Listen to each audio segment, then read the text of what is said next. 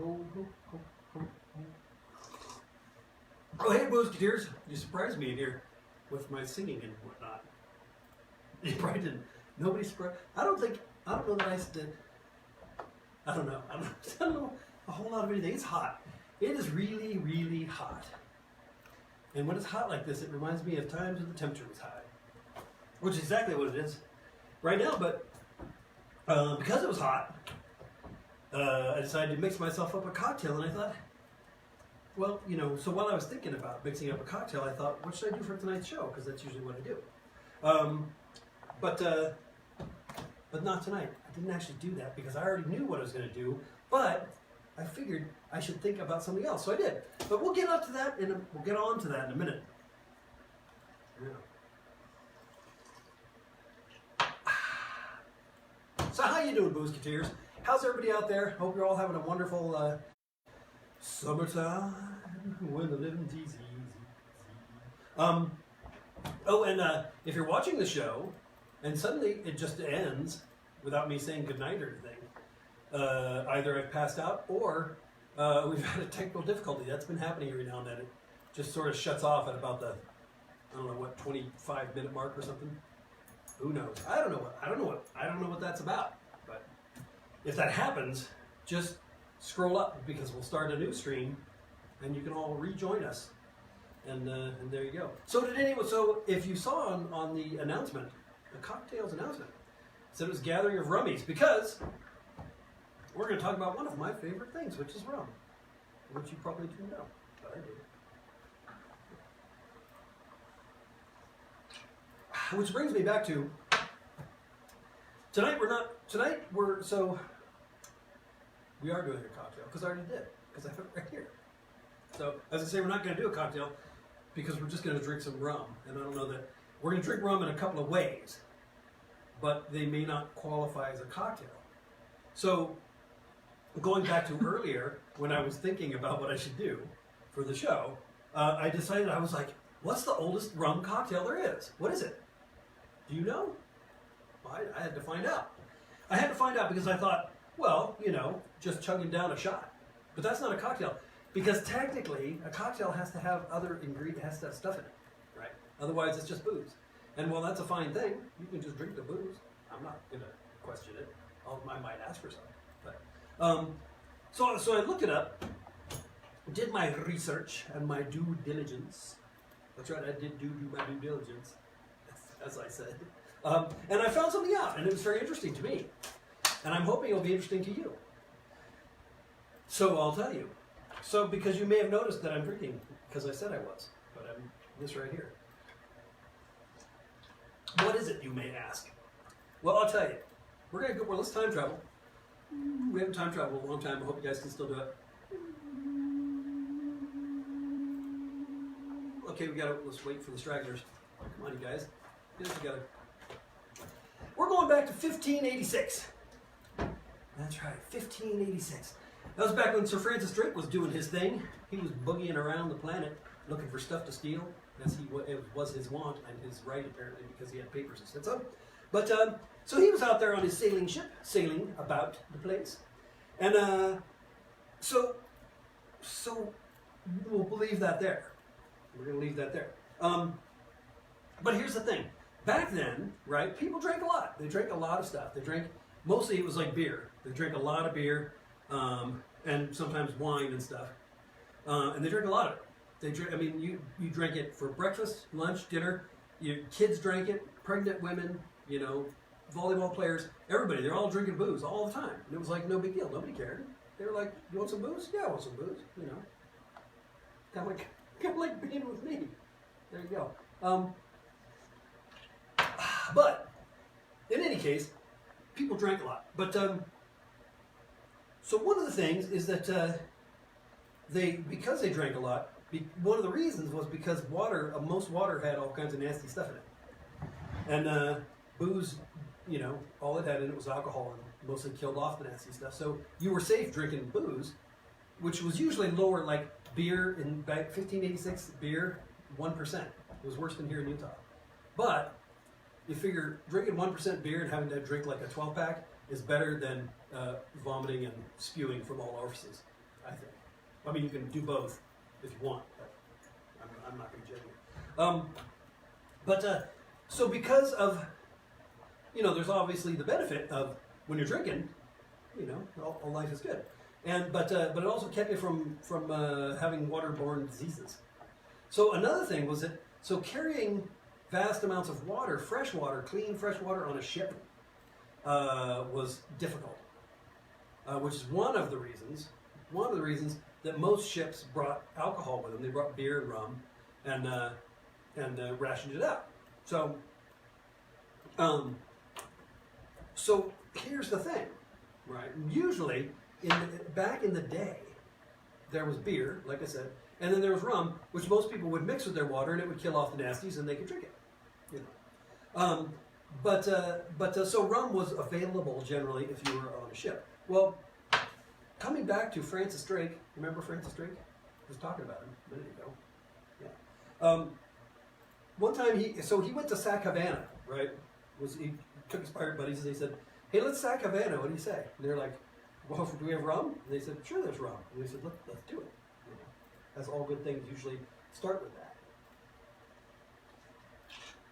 So they decided, they went in and they were like, "Yes, let's sack Havana." But all the guys on the ship were like, our teeth fell out from the scurvy, and what with our sores and vomiting, we're not going to do a lot of sacking. And Francis Drake was kind of like, "Dudes, I brought you all the way to Havana, And they were like, "Yeah, but it could be embarrassing." I'm like, "Ah!" And, it's not good. So he went in and he said, "Okay, we need to do something. We need to do something about this." Sent a shore party to go to the local, like, witch doctor or whatever it is, shaman, and find out what they could do to cure this. So the Matacumbe natives basically said, "We know what to do. Here's what you do." So what they did was they took the bark of a tree called the chuchasi, and they mixed it with distilled sugarcane juice, which was, at that time, it was known as agua guardente. And then they put in some raw sugarcane juice and lime and mint. You see where I'm going with this? Yeah. So basically, the oldest known cocktail was a hyped up version of the mojito. Who'd have thunk? But they called it the Drake for a long time because it was, well, they probably didn't. But their recipe was different than, like, you go to a bar now and they're going to put mint syrup and rum and squeeze a lime.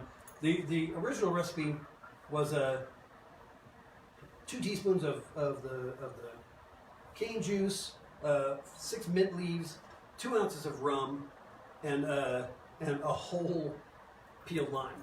And you would mash all that stuff together and drink it. Which, we're talking mint, it's a mojito, precursor of the daiquiri, all these things, rum, first cocktail, how about that? So I thought, well, I'm going to try it. So I did. I thought while I was down there, I would make it with overproof rum, because that's probably what they had. It wouldn't have been strictly, it would have been probably close to cask strength, or at least, like 120 proof or something, because on board ship, they would proof their rum to make sure it was strong enough, because they were going to water it down, trust me, but, they didn't want them cheating them by giving them lower alcohol. So I figured I should probably make it. I have some inglorious Ray and Nephew weighing in at 63, which would put it at 126 proof. So there we go. Overproof rum, probably close to what they were drinking. The distilled sugarcane juice was probably not aged, probably not stuck in the barrel, so it wouldn't have been. It would have been like this, probably just white rum, but there probably would have been bugs and stuff in it, which I didn't have any, so I kind of forego that part.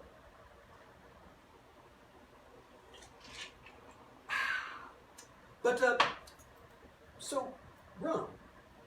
Why am I thinking about rum? Well, because I think about rum most of the time. I dream of rum. I think about it all the time.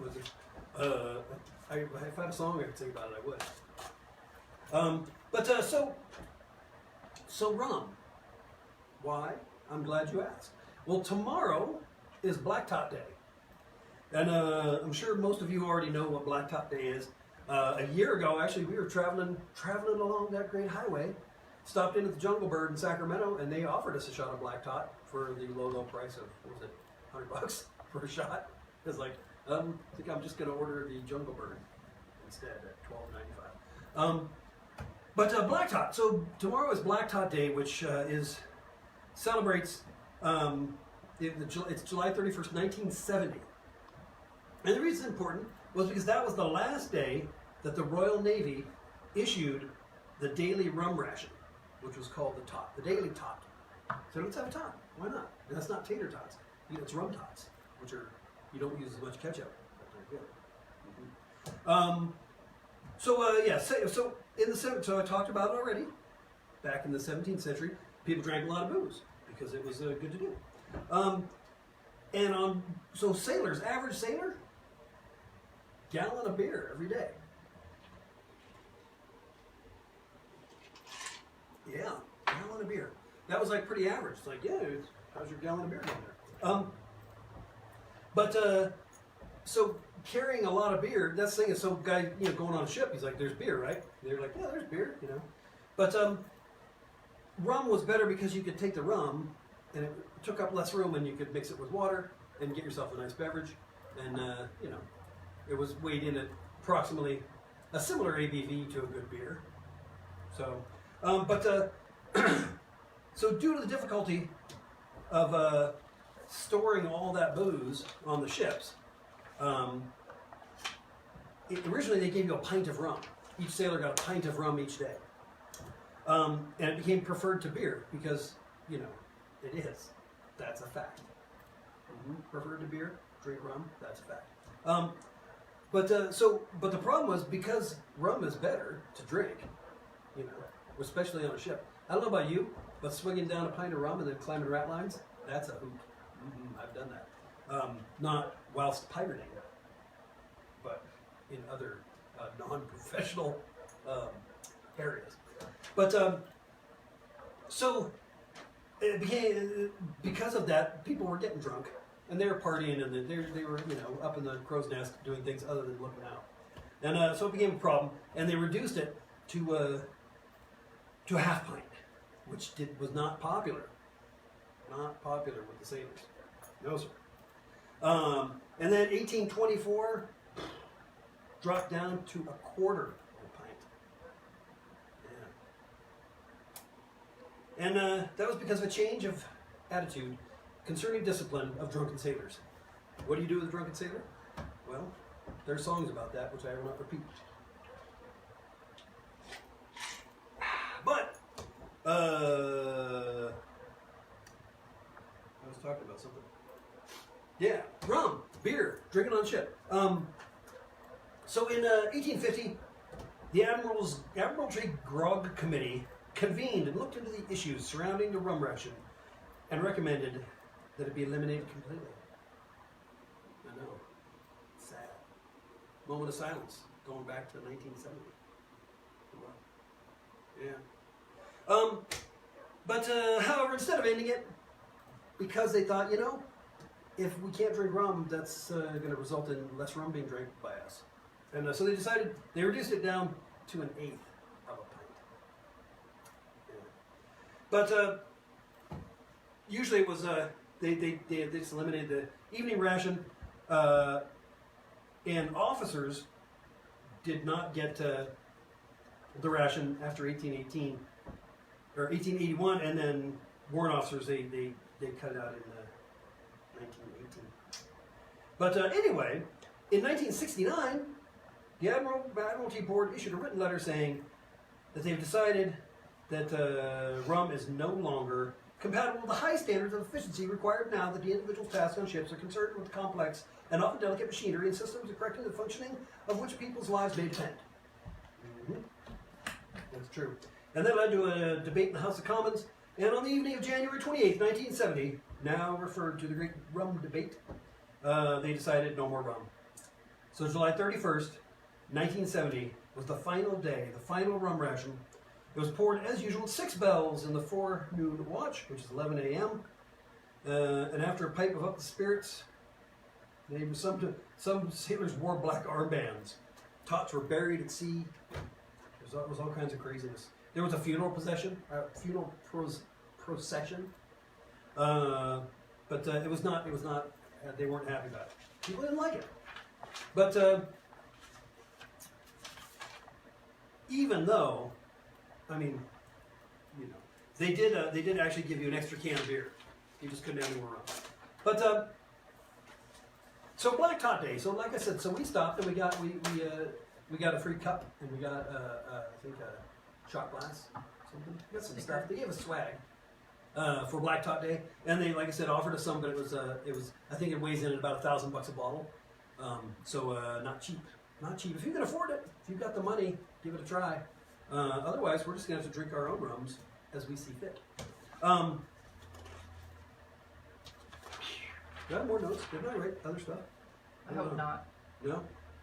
Well, then that's it. Good night, Boozeketeers. No, I'm kidding. I'm just kidding. But I thought, you know,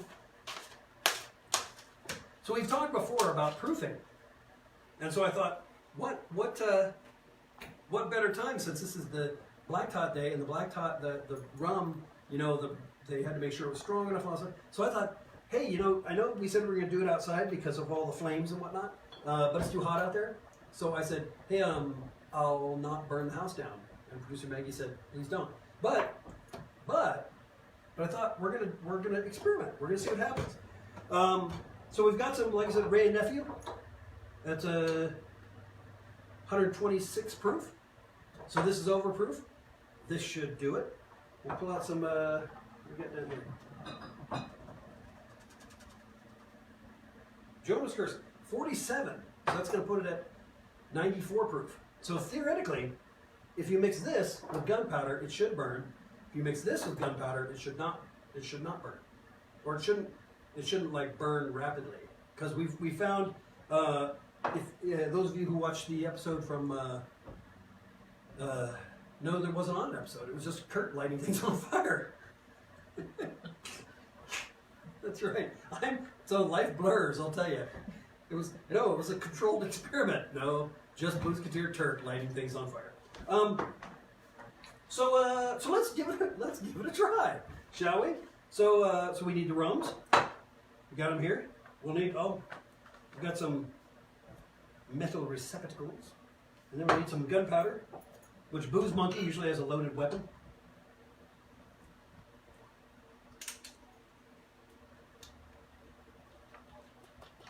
There we go. That's a little bit. You mind your own business. So we'll divide this into two things here.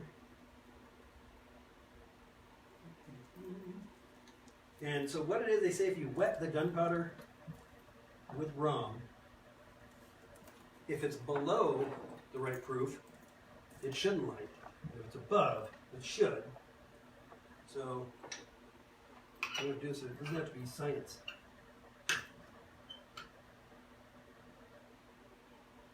We don't need that much. We'll do a pivot here.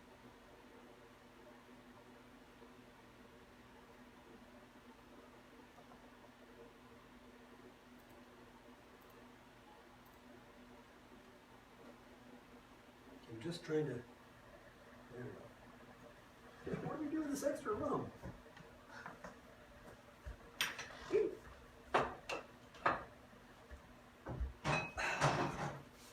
Alrighty, here we go. 94, I have a flamey thing. 94 proof rum mixed with gunpowder. Take one.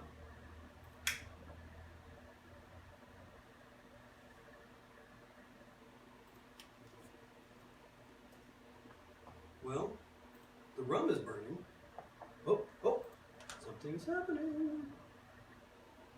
I think the rum is burning off, and then the gunpowder might ignite. Nope. Okay, the alcohol from the rum, there it goes.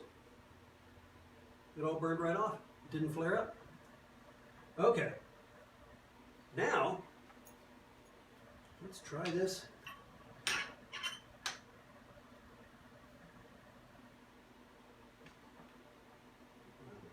Probably don't need very much, but you know.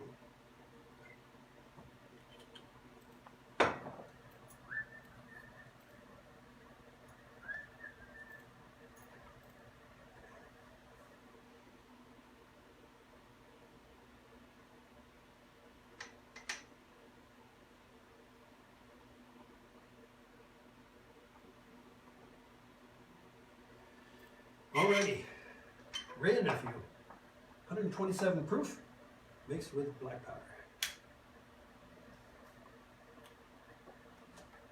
Very well.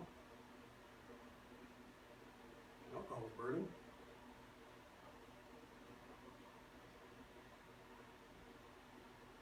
Oh, something sciencey is happening.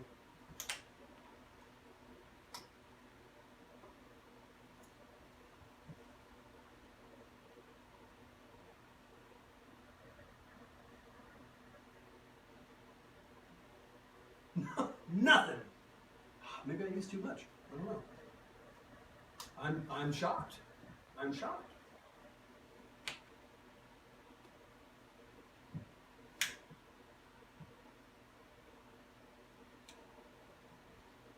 Nope.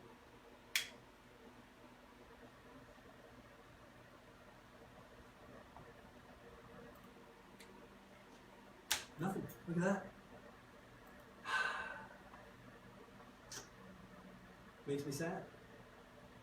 I did not get the flare. I was the flaring flames that I thought I should have gotten.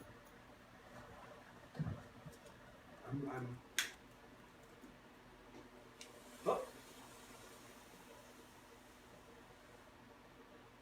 Yeah, there we go. It was still wet. I was like, yeah, maybe it's too wet. But what I just realized happened, let's try it on this one. No, this got the other. Is that there wasn't proper surface area.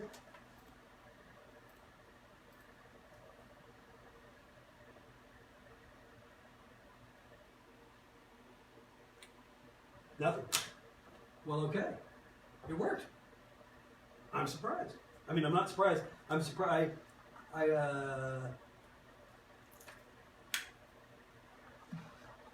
Oh, this one will go off too, just because I'm kind of a pyro. Oh, we got one little, and that was that. Well, there you go, Boozeketeers. Proof. Whatever am I going to do with this extra room?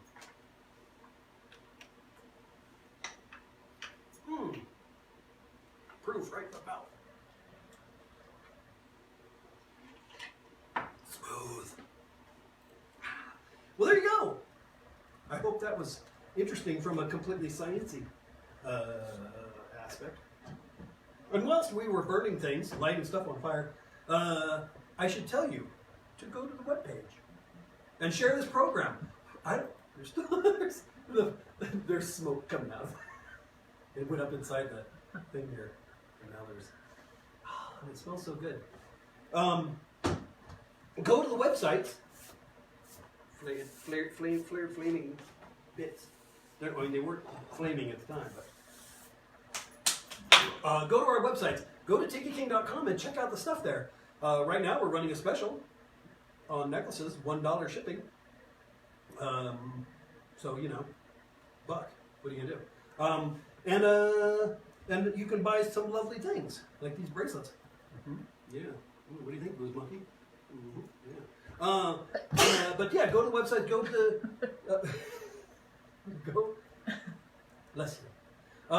Go to the other thing. Go to tikiking.info and join the Paradise Club. Rumor has it you get things for doing that. But yeah, and share the program. Tell your friends. Remember, if you've missed an episode.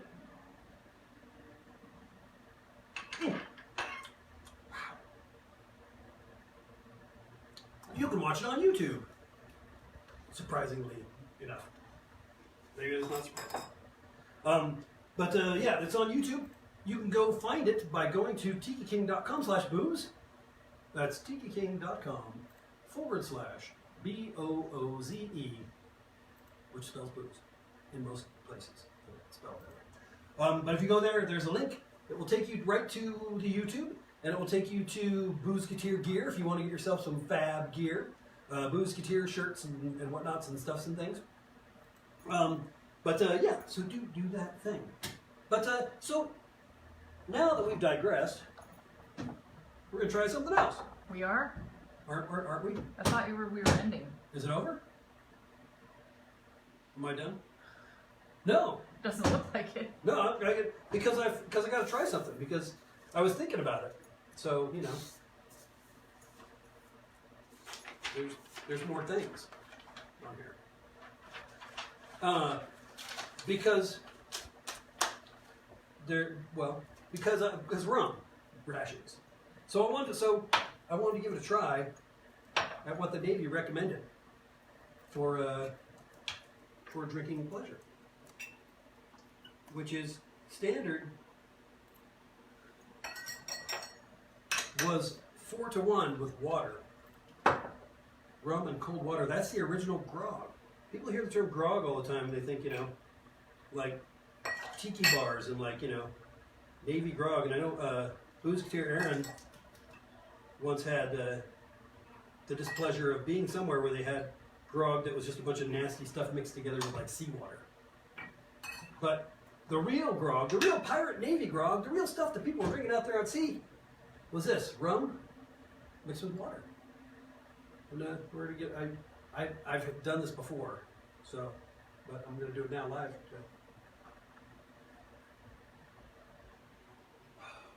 Well, that's actually really good. It tastes like iced tea. Just tastes like iced tea. It's good. So there you go. I guess it's done now, because I don't have anything else to talk about. Except Tiki Oasis, talk about that, darn tootin'. Hey Boozeketeers, have you ever heard of Tiki Oasis? Well, if you haven't, you should go check it out at www.tikioasis.com. I'm getting a concerned stare at the monitor there. Is everything up and running? So, okay. TikiOasis.com. I'm going to be there not next weekend, but the weekend after. And I'm going to be vending. It's open to the public. It's free on Saturday and Sunday. You can come down and check out all the fun stuff. You can go take a look at my art piece in the art show. You might sight celebrities. You might see all kinds of fun, cool stuff. You might have some tropical drinks. It'll be a hoot. It'll be fun. I'm going to do it. So yeah, if you happen to be in the San Diego area and you're looking for something to do and you happen to have a couple extra dollars kicking around, you might want to actually just go to the show, do the thing. But yeah, check it out at TikiOasis.com. And if you don't want to do that, come by and see me. I'm going to have my vendor booth on Saturday and Sunday afternoons from 10 to 4. Or 10 to 4 on Saturday, 10 to 5, I think, on Sunday. Which is free. And it's free. Free. Open to the public Saturday and Sunday. The nighttime show is not free. You have to pay for that. But if you just want to come down and check out the vendors, there's it's like 140 tiki stuff vendors. It's craziness. Live music all day, DJs, people lounging by the pool, wandering about in their fab gear, wearing Hawaiian shirts and chugging down tropical cocktails out of some of the coolest tiki mugs you'll probably ever see. And you can actually buy some of those tiki mugs too. Some really fantastic artists. Thor is going to be out there premiering one of his cool. He made a pirate mug that is just outstanding. It's amazing. It's got pirates and swords and all kinds of craziness. But you want to check it out. Crazy Al, he'll be down there. All kinds of Shag's going to be there, I'm sure. If you know anything about tikis and you want to see all the tikis you could see, come check it out and come say hi to me. So there you go. Which means that we're going to be on the road next Tuesday. So I don't know where the show's going to be coming from. We'll find out. You and me will be there together. So I guess that's it, Boozeketeers. That's all I've got for you this evening, other than it's still hot and I'm sweating like a pig. So, which I've never actually seen a pig sweat, and I've heard that pigs don't sweat, and that's why they're rolling mud. So I don't know where that saying comes from. I don't know. I should look it up. Does anyone know? Find out and let me know.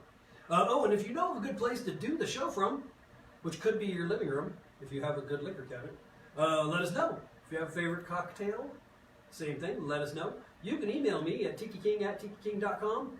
You can also find links on the website at tikiking.com. It's all very easy. Tikiking.com, take you where you want to go. So with that, Boozeketeers, I hope you had a rum and good time, and I hope you learned something.